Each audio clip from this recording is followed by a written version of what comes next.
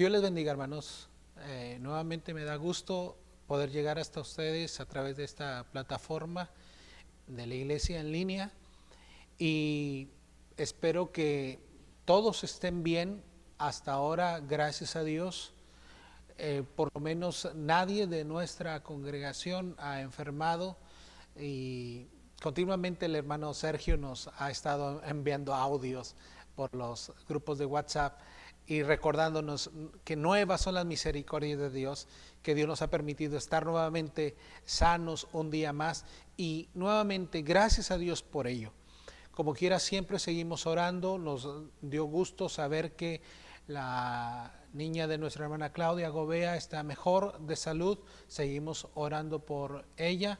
Seguimos, bueno, hemos orado por también René, esposo de Luz Helena. Nos da gusto saber que estés mejor de salud. Dios te bendiga.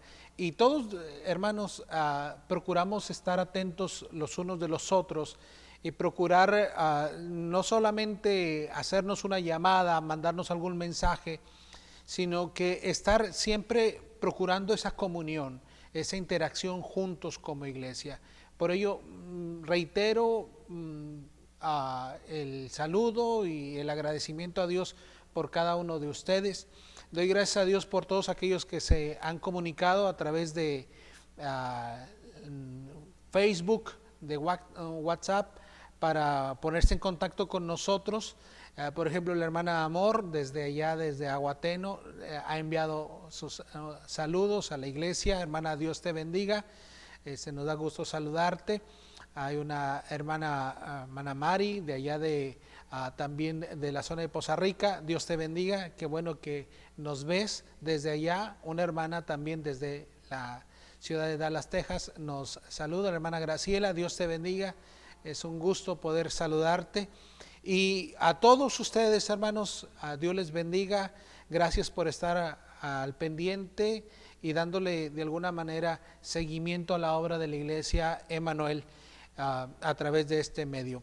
También saludo a todos los pastores de las distintas iglesias que han visto estos audios, estas predicaciones, estos videos.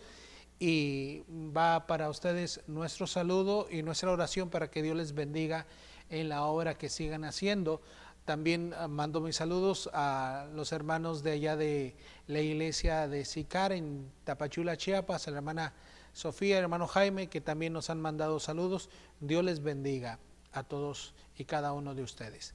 Pues bien, vamos a continuar ahora y antes de tomar el tiempo para la predicación, me gustaría dedicar un tiempo con ustedes para la oración por la situación que hemos estado pasando. Tenemos como iglesia esto de estar orando especialmente por médicos, los médicos y el personal de salud, no solamente de México, sino de todo el mundo que está atendiendo esta pandemia. Oremos para que Dios los guarde, Dios los cuide. También oramos por los líderes del mundo para que Dios les ayude a tomar una mejor determinación para proteger la salud de las naciones. Oramos también, hermanos, por las personas que están quedándose sin empleo. Oramos también por los líderes empresariales para que puedan mantener las fuentes de empleo para sus trabajadores.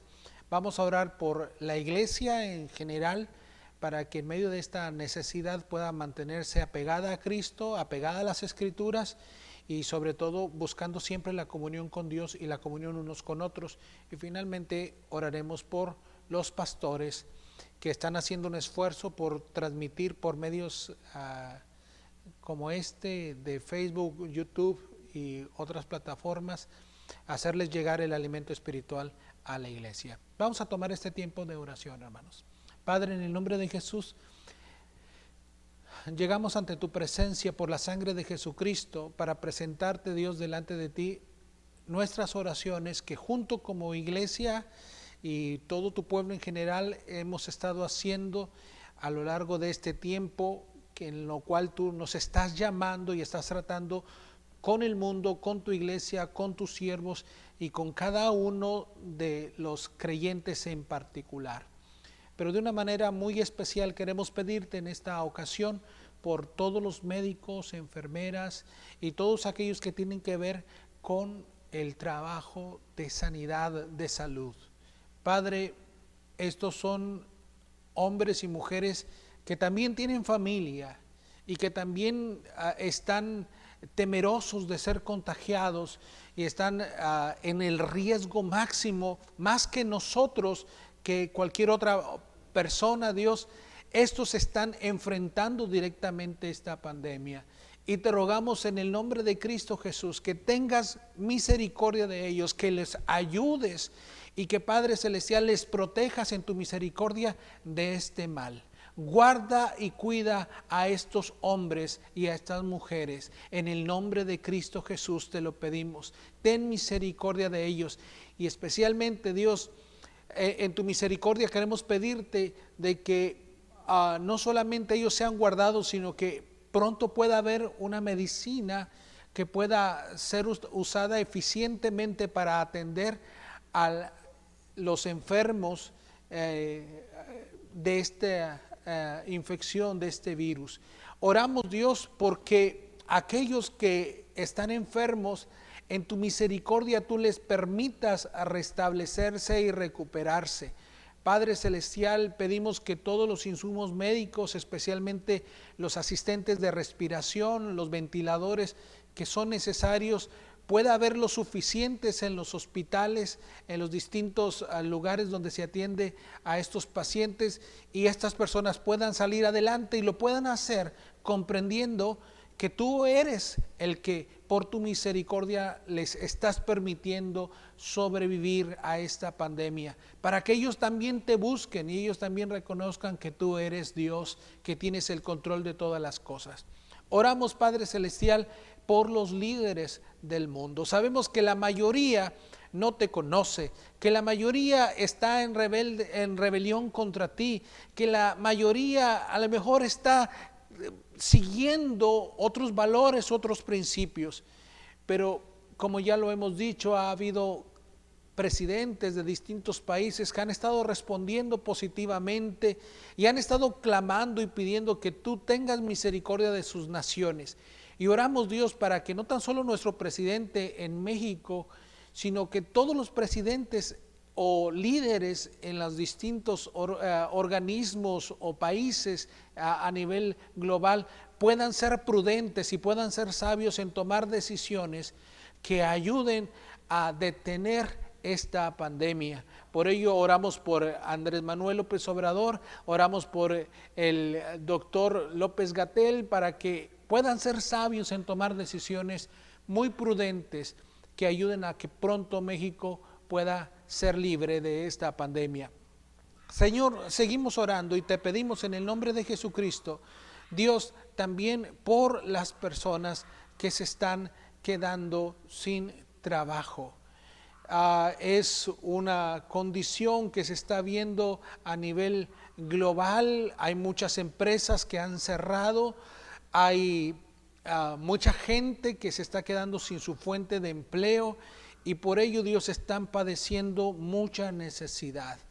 Dios, ten misericordia de ellos y ayúdanos como iglesia a poder ayudar y extender la mano a nuestros hermanos que están padeciendo dentro de nuestra misma comunidad, dentro de nuestra misma iglesia, este problema.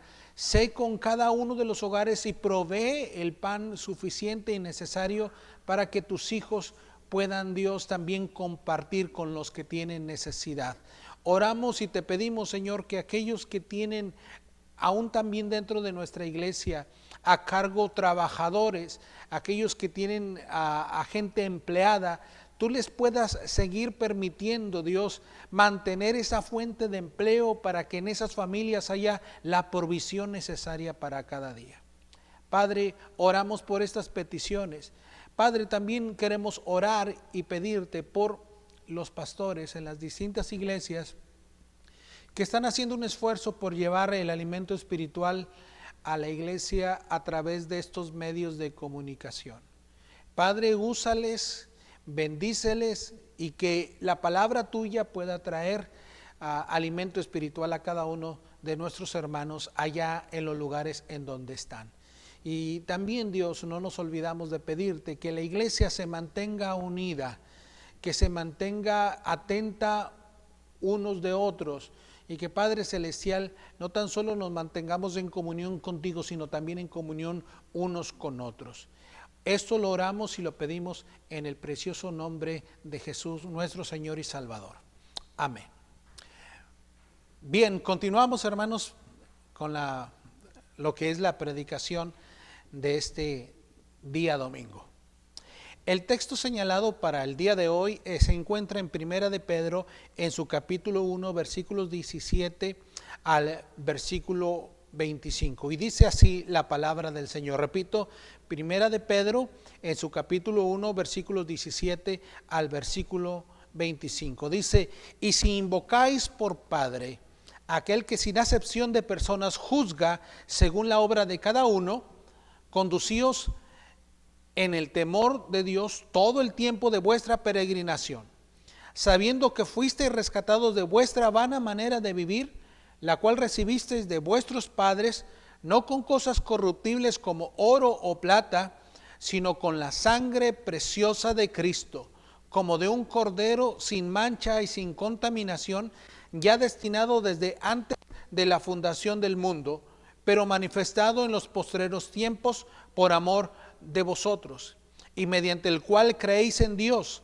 quien le resucitó de los muertos y le ha dado gloria, para que vuestra fe y esperanza sean en Dios, habiendo purificado vuestras almas por la obediencia a la verdad mediante el Espíritu, para el amor fraternal no fingido, amaos los unos a otros entrañablemente de corazón puro, siendo renacidos no de simiente corruptible, sino de incorruptible, por la palabra de Dios que vive y permanece para siempre, porque toda carne es como hierba, y toda la gloria del hombre como la flor de la hierba. La hierba se seca y la flor se cae, mas la palabra del Señor permanece para siempre. Y esta es la palabra que por el Evangelio os ha sido anunciada. El tema de hoy para predicar es sobre la obra salvadora de Dios. La muerte de Cristo en la cruz, hermanos, es la obra salvadora de Dios por el hombre. Hoy veremos lo que la Biblia nos enseña respecto a esto, algunos aspectos que tenemos que considerar de esta bendita obra del Señor. Por ejemplo, acabamos de leer Primera de Pedro en el capítulo 1, versículos 17 en adelante, y nos habla este pasaje sobre una cosa que tenemos que considerar. En primer lugar, la obra salvadora de Cristo en la cruz era una obra que ya estaba predeterminada por Dios desde antes de que fuese el mundo, antes de que todo existiese, antes de que el mundo existiese, antes de que el hombre existiese. Dios ya tenía en su mente, en su corazón, en sus planes, la obra de Cristo en la cruz. Dice allá en el versículo 18 y 19: sabiendo que fuisteis rescatados de vuestra vana manera de vivir, la cual recibisteis de vuestros padres, no con cosas corruptibles como oro o plata, sino con la sangre preciosa de Cristo, como de un cordero sin mancha y sin contaminación. Y el 20 dice: ya destinado desde antes de la fundación del mundo, pero manifestado en los postreros tiempos por amor a vosotros.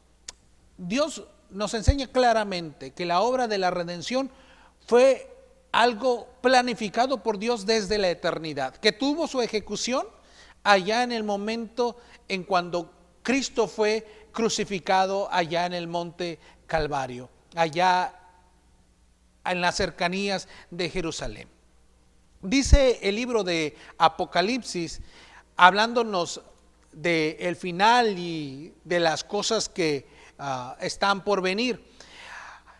Dice aquel pasaje en el capítulo 13 que aparecerá en los tiempos finales una bestia que sabemos que esto tiene que ver con la obra del diablo y con el anticristo.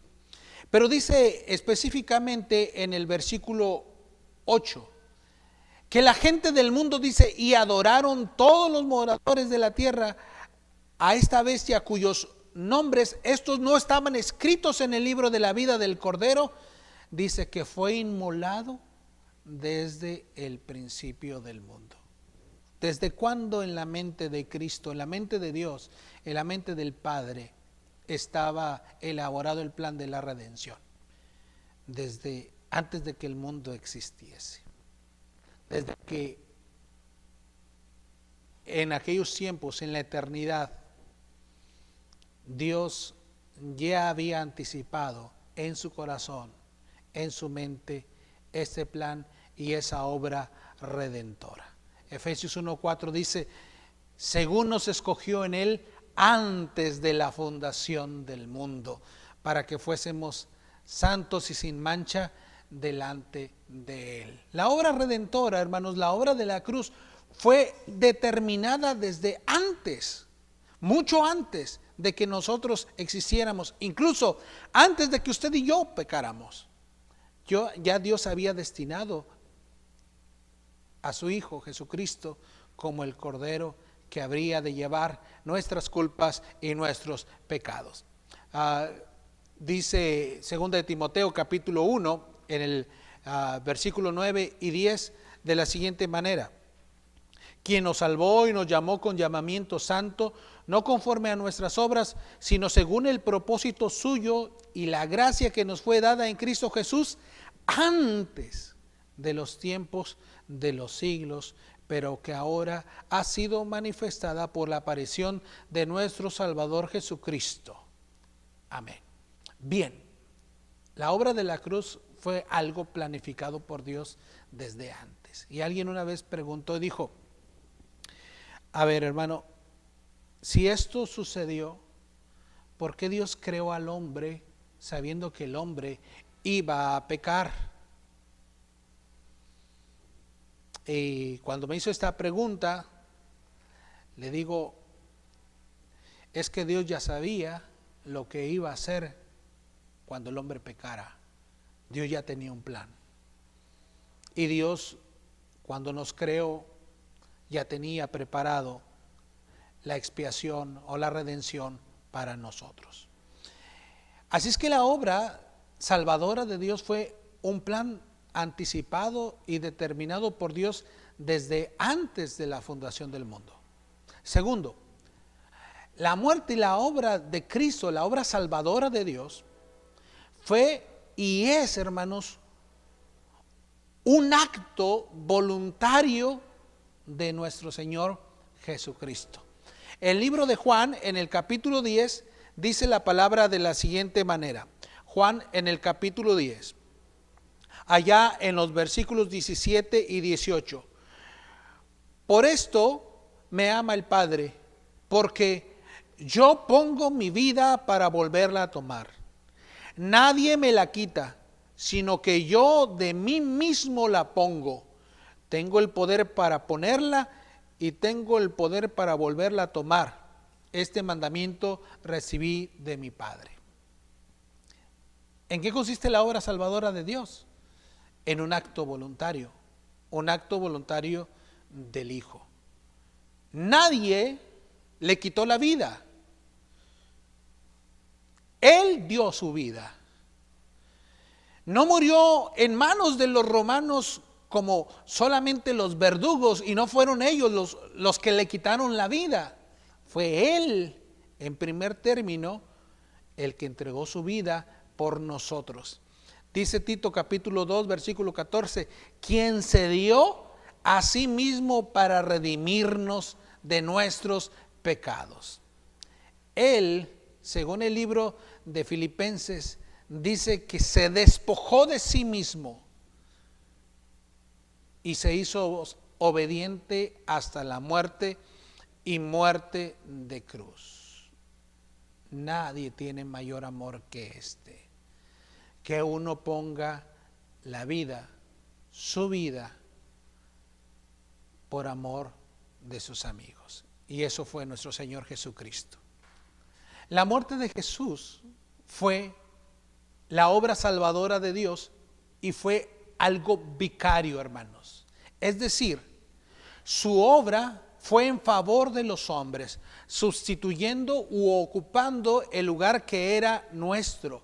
Primera de Pedro en el capítulo 3, en el versículo 18, dice la palabra del Señor así: porque también Cristo padeció una vez por los pecados, una sola vez por los pecados, el justo por los injustos, para llevarnos a Dios, siendo a la verdad muerto en la carne, pero vivificado en espíritu. Y noten, dice, el justo por los injustos. Es decir, Jesús, al morir en la cruz, en la obra salvadora de Dios, fue esta, la muerte de Cristo, un asunto de su muerte fue vicaria, es decir, Él ocupó nuestro lugar. Solamente al leer el libro de Isaías, uno se da cuenta en el capítulo 53, el énfasis que el profeta en aquel entonces en su prédica y en su profecía sobre los sufrimientos del siervo de Dios nos dice así, desde el versículo 3 en adelante: despreciado y desechado entre los hombres, varón de dolores, experimentado en quebranto, y como que escondimos de él el rostro, fue menospreciado y no lo estimamos. Ciertamente él llevó nuestras enfermedades y sufrió nuestros dolores, y nosotros le tuvimos por azotado y por herido de Dios y abatido. Mas él herido fue por nuestras rebeliones, molido por nuestros pecados. El castigo de nuestra paz fue sobre de él, y por su llaga fuimos nosotros curados.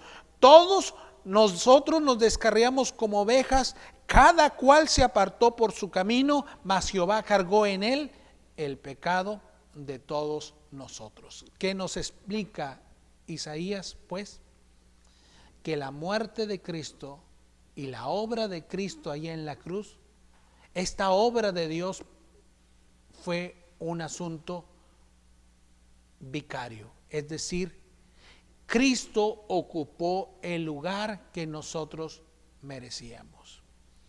Dicen que una vez uno de los soldados que estaba participando en aquel evento de la crucifixión de Cristo, esto creo que lo comenta Miguel Casina en uno de sus memorables cassettes, bueno, los que vivimos en aquel tiempo con Miguel Casina. Dice que aquel hombre miraba la cruz y decía: ¿por qué no bajas de esa cruz? ¿Por qué no bajas? Y parecía como que si Dios o Jesús le dijera: es que si yo bajo, entonces tú no podrías ser salvo. Yo estoy ocupando tu lugar, yo estoy muriendo en tu lugar. Y eso es lo que estaba sucediendo en la cruz.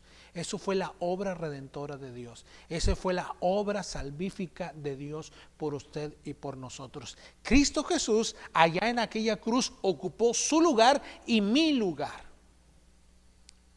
La muerte de Cristo, la obra salvadora de Dios, es, en cuarto lugar, un sacrificio expiatorio. La expiación era el sacrificio que hacía posible pacificar la ira santa de Dios a causa del pecado.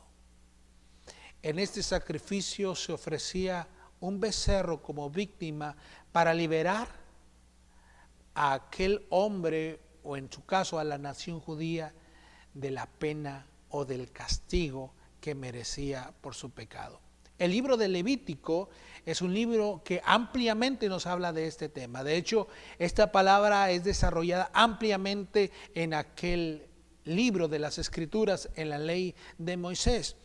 Y especialmente en el capítulo 16 tenemos un suceso en donde quisiera marcar solamente algunos detalles. No puedo entrar al detalle en todo este texto, está extenso, pero dice el capítulo 16: habló Jehová a Moisés después de la muerte de los hijos de Aarón, cuando se acercaron delante de Jehová y murieron. Porque la Biblia nos narra anteriormente de que Nadab y Abiú, hijos de Aarón, se acercaron al Señor para querer ofrecer a Dios un incienso que Dios no les había mandado, una adoración, un tipo de entrega, de veneración que Dios no les había mandado. Estos no habían entendido y no habían aprendido lo que había sucedido allá en el huerto de Getsemaní, cuando por allí se acerca Caín con una ofrenda que Dios no había mandado. Por otro lado se acerca Abel con el sacrificio de un cordero ante Dios, y Dios miró con agrado la ofrenda de Abel, mas no así la ofrenda de Caín, porque este hombre no había entendido que sin remisión o sin derramamiento de sangre no puede haber remisión de pecados, y la ira de Dios está contra todos aquellos que hacen mal. Y en este caso, tanto Nadab y Abiú no habían entendido eso y quisieron acercarse a Dios, quisieron acercarse por sus medios y por su justicia a establecer o a querer tener esta relación con Dios. Pues bien, Dios en el capítulo 16 del libro de Levítico desarrolla todo el tema de la expiación. ¿Y en qué consistía? En presentar una ofrenda por la culpa del pecado, para que Dios fuera propicio y tuviera misericordia, no solamente de Aarón como sumo sacerdote, sino de toda la nación de Israel. El día de la expiación, de hecho, era una de las fiestas solemnes de Israel, a quien tendría que acudir todo varón judío, por lo menos, a presentarse delante del Señor. Muy bien, tomando esta idea, el libro de Hebreos nos dice en el capítulo 9 de la siguiente manera, sobre la expiación. Hebreos capítulo 9. Ahora bien, aún el primer pacto tenía ordenanzas de culto y un santuario terrenal, porque el tabernáculo estaba dispuesto así. En la primera parte, llamada el lugar santo, estaban el candelabro, la mesa, los panes de la proposición. Tras el segundo velo estaba la parte del tabernáculo llamada el lugar santísimo, el cual tenía un incensario de oro, y el arca del pacto cubierta de oro por todas partes, en la que estaba una urna de oro que contenía el maná, la vara de Aarón que reverdeció y las tablas del pacto, y sobre ella los querubines de gloria que cubrían el propiciatorio, de las cuales cosas no se puede hablar ahora en detalle. Y así dispuestas estas cosas, en la primera parte del tabernáculo entraban los sacerdotes continuamente para cumplir los oficios del culto, pero en la segunda parte, solo el sumo sacerdote, una vez al año, que era el día de la expiación, no sin sangre, el cual se ofrece por sí mismo y por los pecados de la ignorancia del pueblo, dando el Espíritu Santo a entender que aún no se había manifestado el camino al lugar santísimo, entre tanto que la primera parte del tabernáculo estuviese en pie, lo cual es símbolo para el tiempo presente, según el cual se presentan ofrendas y sacrificios que no pueden hacer perfecto en cuanto a la conciencia al que practica este culto, ya que consiste solo en comidas y bebidas de diversas abluciones y ordenanzas acerca de la carne, impuestas hasta el tiempo de reformar las cosas.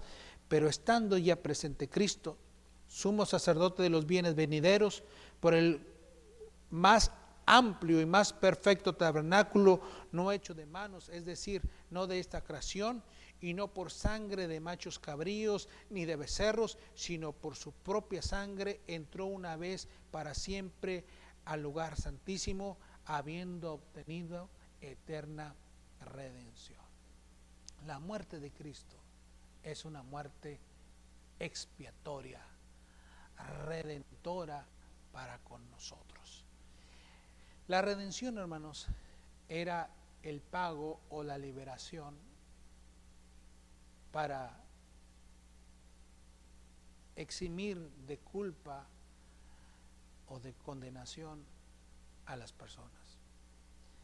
Y en eso consiste la obra salvífica de nuestro Señor Jesucristo, la obra allá en la cruz. Tito capítulo 2, versículo 14, nuevamente dice las escrituras de la siguiente manera: quien se dio a sí mismo por nosotros para redimirnos, es decir, hacer el pago de toda iniquidad y purificar para sí un pueblo propio, celoso de buenas obras. Dice el apóstol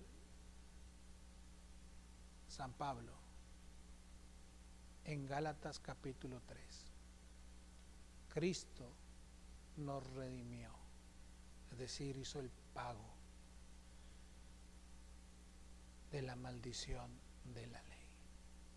La ley exigía un pago y el pago era muerte, a causa de que todos y cada uno, usted que está allá en la casa, usted que nos ve a través de esta señal, usted había pecado, usted ha pecado, usted es un pecador y usted por causa del pecado merece la muerte. Esta es la paga del pecado.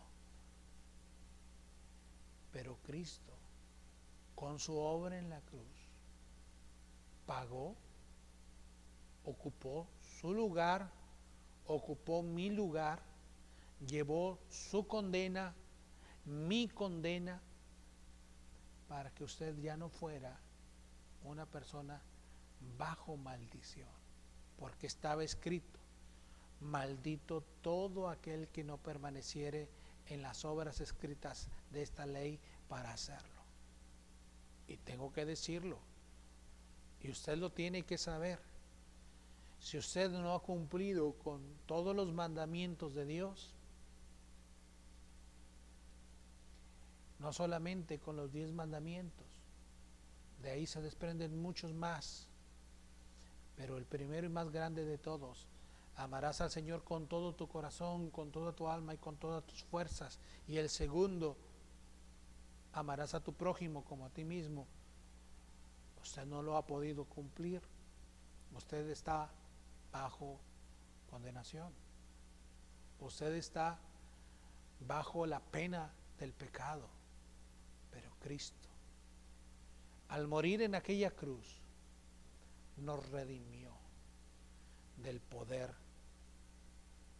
de la ley, de la maldición de la ley, para que esa culpa y esa condenación ya no se descargara sobre nosotros, sino que, como acabamos de leer en el libro de Isaías, Él llevó en su cuerpo todos nuestros pecados, todas nuestras rebeliones. Ahorita leíamos en el libro de Hebreos, vuelvo allá nuevamente al capítulo 9, y dice el versículo 12, el último que leí hace un momento: y no por sangre de machos cabríos ni de becerros, sino por su propia sangre entró una vez para siempre en el lugar santísimo, habiendo obtenido eterna redención.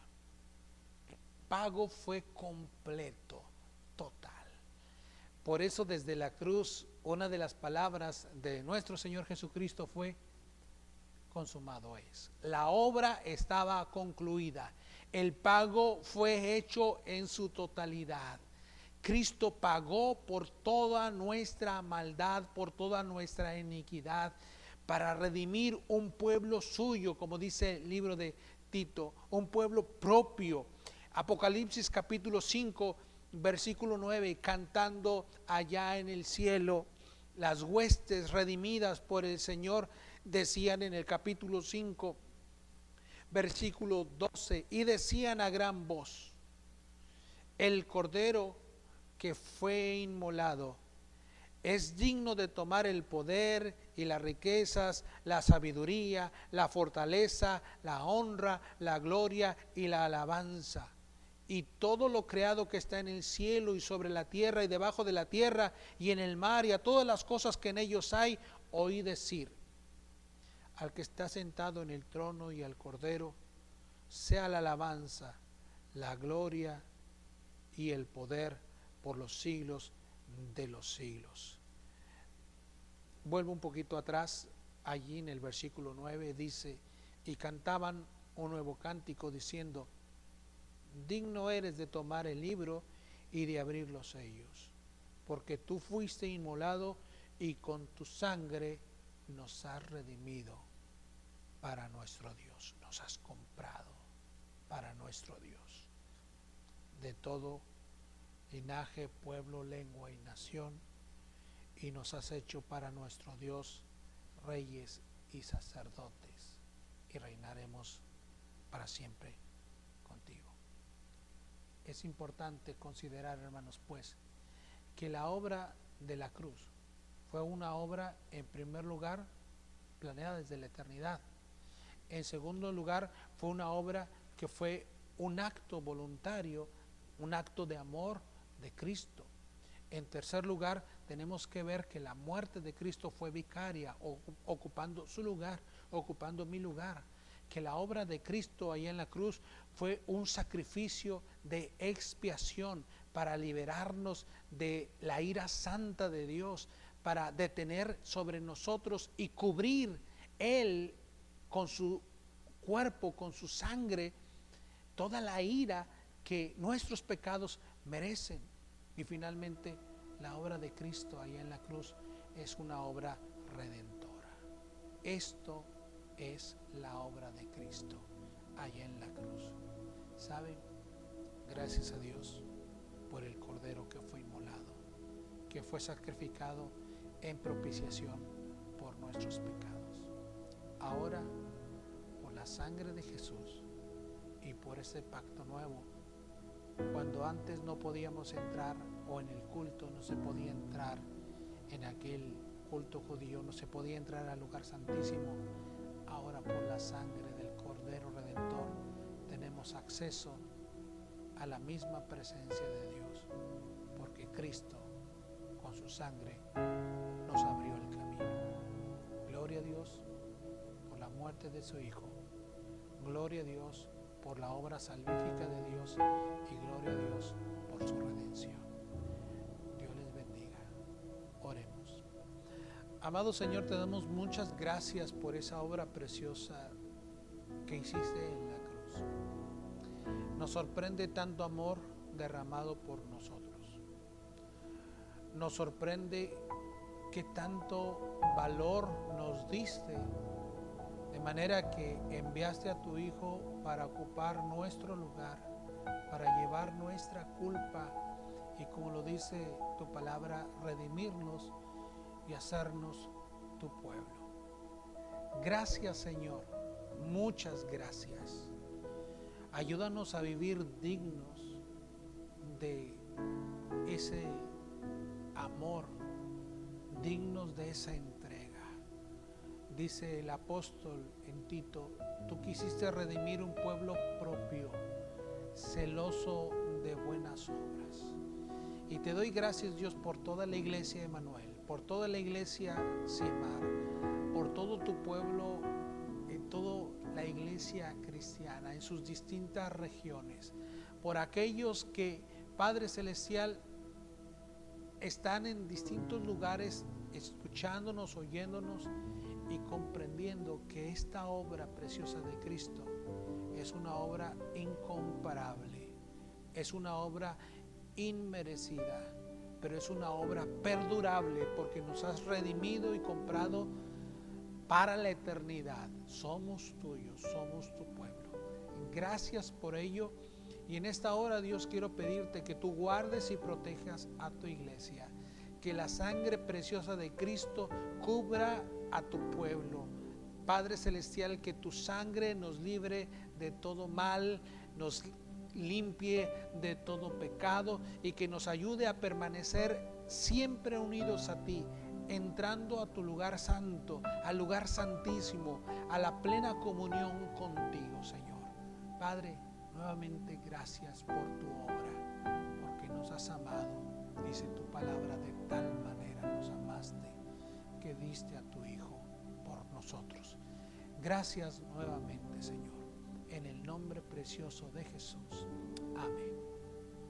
Bien, hermanos, antes de despedirme, quiero agradecerles y hacerles extensivas a cada uno de ustedes la gratitud que hay en mi corazón a Dios por la muestra de amor y de un corazón noble para con Dios y para con los hermanos. Quiero agradecer a todos aquellos que, haciendo un esfuerzo y contribuyendo con amor, han decidido desprenderse de sus saberes, de sus despensas, para compartir con los hermanos que tienen necesidad. Gracias, nuevamente, muchas gracias. Deseo que Dios mire sus corazones y vea esta noble obra que el apóstol Santiago dice: ¿cómo puede decir alguien que ama a Dios cuando ve a su hermano padecer necesidad y cierra contra él su corazón? Pero en el caso suyo no es así. Ustedes han abierto su corazón y han entregado. Yo sé que varios hermanos, con esfuerzo, con fe, sabiendo que nuestro Dios proveerá y sustentará a cada uno en su necesidad. Gracias, hermanos, muchas gracias. Que Dios les bendiga y les multiplique. Pero también por este medio quiero darles las gracias a todos aquellos hermanos que en medio de esta necesidad han estado contribuyendo, ofrendando, diezmando, para que la obra del Señor siga adelante. Dios les bendiga, Dios les bendiga. Dice la palabra del Señor: cada uno dé como propuso en su corazón, no con tristeza ni por necesidad, porque el Señor ama al dador alegre.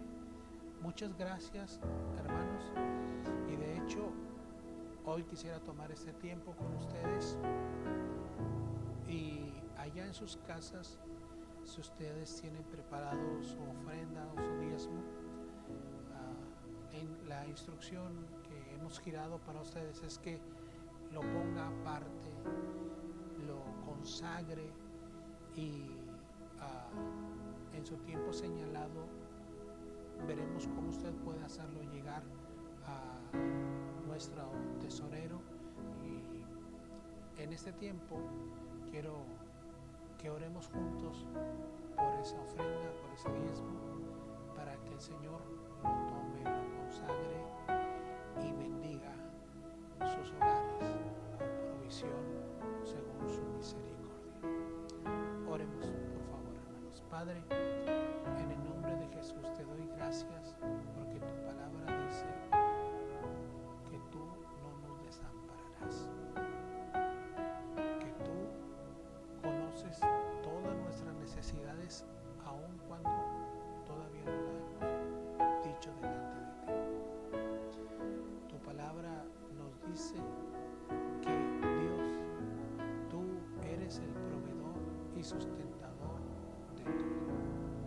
Dios, gracias por la provisión que has dado a nuestros hermanos en su hogar. Gracias por cada uno de los hermanos que han estado, por su amor a ti, por su fidelidad, contribuyendo a que la obra tuya siga adelante. Han estado apartando sus diezmos, han estado apartando sus ofrendas.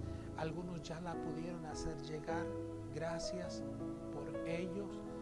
Gracias por los que todavía lo tienen reservado en su casa. Pero en esta hora, Dios, queremos pedir que tú bendigas y consagres estas ofrendas, estos diezmos, y conforme a tu misericordia, Dios, tú proveas en cada uno de los hogares para que no haya necesidad del sustento diario. Así es que, Dios, en el nombre de Cristo oramos y consagramos y te pedimos que tú tomes esta ofrenda como un olor fragante ante ti. En el nombre de Cristo oramos. Amén. Dios les bendiga, hermanos. Ha sido un gusto saludarles, ha sido un gusto poder hacer contacto con ustedes. Vuelvo a insistirles, por favor, si tienen alguna necesidad, si tienen alguien que está enfermo, alguien que está pasándola mal y podemos ayudarles, con gusto háganos llegar sus comentarios, póngase en contacto con nosotros para estar al pendiente de ustedes. A todos los que he podido llamarles, gracias a Dios están bien y deseo que todos en la iglesia estén bien. Saludos y